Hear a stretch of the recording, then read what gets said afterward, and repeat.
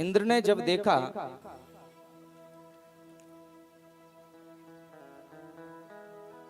कि ब्रज में तो धूल उड़ रही है, तो उसने मेघों को बुला करके बड़ी डांट फटकार लगाई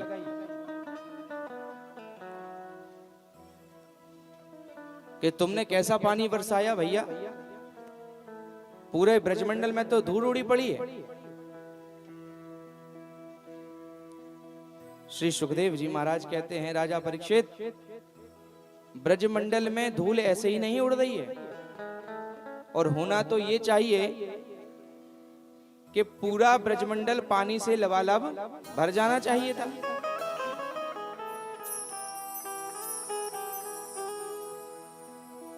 इंद्र को बड़ा अचंभा हुआ कि ऐसा कैसे हो सकता है। तब हुआ क्या महाराज? श्री सुखदेव जी कह रहे हैं कि भगवान ने अगस्त ऋषि को याद किया और अगस्त ऋषि से कहा कि आपको जल पीने का बड़ा अभ्यास है, जो एक चुल्लू में भर के सारा समुद्र सुखा सकते हैं महाराज, तो उनके लिए तो ये छोटा सा ही तालाब के बराबर जल था। अगस्त ऋषि का आवाहन किया और देखा तो सारे ब्रजमंडल का जल अगस्त ऋषि पीते चले जा रहे हैं। इसलिए किसी भी ब्रजवासी को कोई भी हानि नहीं पहुंची। अब अगस्त ऋषि को भगवान ने याद कैसे किया और क्यों किया? एक बार श्री राम भगवान से माता जानकी कहने लगी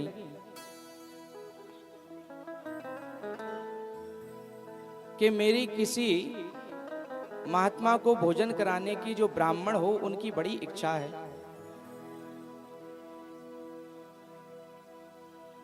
नई नई जब घर में बहू ब्याह करके आती है तो बड़े स्वादिष्ट स्वादिष्ट पकवान बना करके महाराज खिलाती है, और उसको ये लगता है कि सब उसकी तारीफ करें। हर एक नई नवेली वधू की इच्छा भी होती है कि जब सब मेरा बनाया हुआ पकाया हुआ भोजन खावें, प्रसन्न होकर के मुझे भोजन के बारे में कुछ अच्छा कहें। ऐसे ही माता जानकी की नई नई शादी हुई तो माता भी बड़े हर्ष उल्लास के साथ भोजन पकाती हैं। एक बार राम जी से कही जानकी ने कि मुझे किसी ब्राह्मण महात्मा को भोजन कराना है, तो मेरे राम जी ने भी लीला करी और निमंत्रण भी दिया। तो किसको दिया? अगस्त ऋषि को। राम जी कहने लगे, जानकी तुम्हें भोजन कराने का बहुत ही शौक है।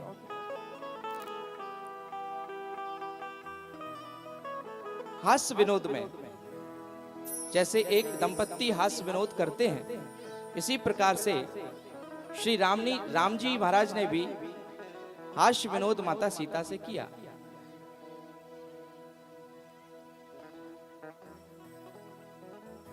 संकट की घड़ी में जो पत्नी तुम्हारे साथ खड़ी रहे, जो पुत्र तुम्हारे साथ खड़ा रहे, जो समाज, जो संबंधी रिश्तेदार तुम्हारे साथ खड़ा रहे, वही समझ लीजिए अपना है।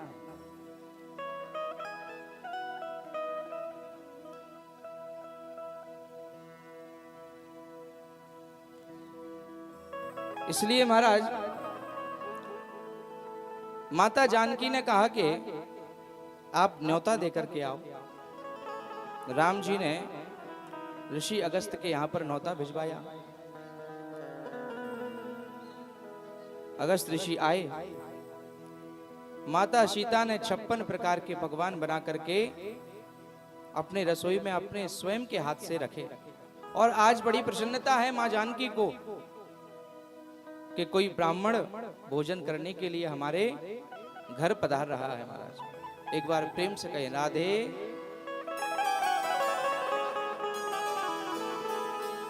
अब जैसे ही माता जानकी भोजन परोसने के लिए सारी दासियों के सहित आई और अगस्त ऋषि भी बैठ गए और भगवान सामने सिंहासन पर बैठे बैठे मुस्कुरा रहे हैं, क्योंकि भगवान तो जानते ही हैं कि होने क्या वाला है।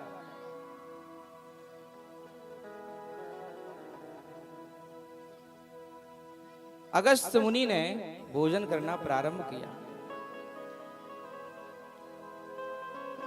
माता जानकी को खिलाते खिलाते 2 घंटे हो गए और दासियां परात में भोजन लेकर के लाती जा रही और अगस्त ऋषि पाते जा रहे। खड़े खड़े महाराज सुबह से शाम हो गई। राम जी कहने लगे भैया हमें तो जाना है अपना कार्यकाल देखने के लिए और ज्यादा देर तक हम जग नहीं सकते। अब राम जी चले गए। खबर सारी रखते हैं, लेकिन माता सीता ने सोचा कि भैया ऐसा कैसा पेट, सुबह से खिला रहे हैं और शाम हो गई। माता सीता जानकी माता के पसीना निकल गया महाराज, भोजन पकाते पकाते। और यहां पकाएं और अपने हाथों से स्वयं देने के लिए आए। पसीना पहुंचते हुए बाबा के पास पहुंची और ऋषि अगस्त से कहने लगी महाराज आधा भोजन हो गया हो तो पानी पी लीजिए। अगस्त ऋषि ने कहा कि देवी अभी तो शुरुआत है, अभी तो ठीक तरह से शुरुआत भी नहीं करी हमने, तो पानी पीने का तो सवाल ही नहीं है। महाराज पूरी रात भर अगस्त जी खाते रहे। सुबह हो गई। अब तो माता जानकी को झपकियां आने लगी, नींद आने लगी। राम जी आए। राम जी ने देखा माता जानकी का हाल, तो जानकी मैया चूल्हे पे पूड़ियां पकाने लगी और सारी दासियों को भी साथ में लगाए। राम जी महाराज से कहने लगी कि कुछ करो। अब राम जी ने कहा कि देवी आप देख लीजिए, ये तो आपका कार्य है, अब इसमें हम क्या कर सकते हैं।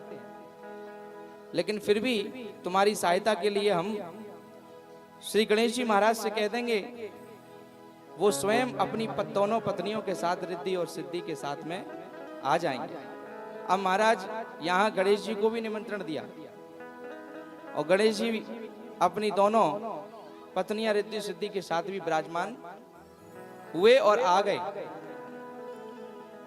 अब जैसे ही गणेश जी महाराज आए, रिद्धि सिद्धि मैया दोनों लग गई और यहाँ गणेश जी महाराज लड्डू बनाने लगे हैं अपने अपने हाथों से।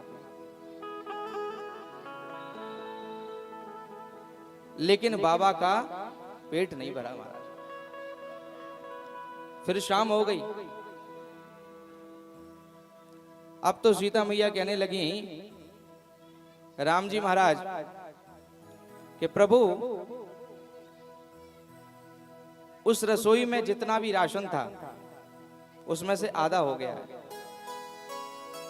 लेकिन ऋषि अगस्त पाते ही चले जा रहे हैं। इनका भोजन अभी तक आधा नहीं हुआ है महाराज। एक बार राधे राधे बोलिए। भगवान मुस्कुराते हैं। दूसरा दिन बीत गया, तीसरा दिन हुआ।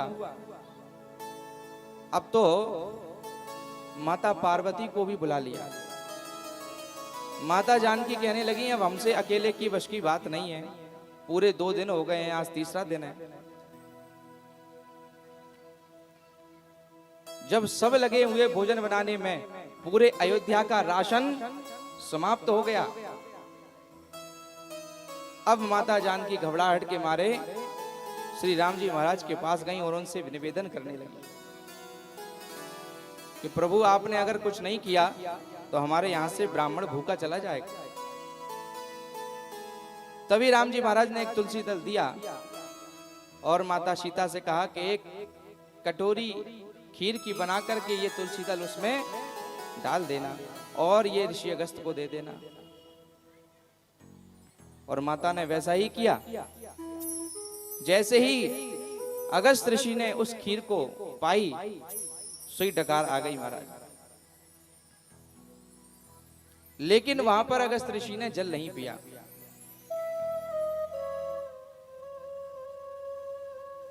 और श्री राम जी महाराज ने अगस्त ऋषि से कहा कि जब मैं द्वापर में कृष्ण अवतार लेकर के आऊंगा तब मैं आपको याद करूंगा, अब का जल मैं आपको तब पिलाऊंगा।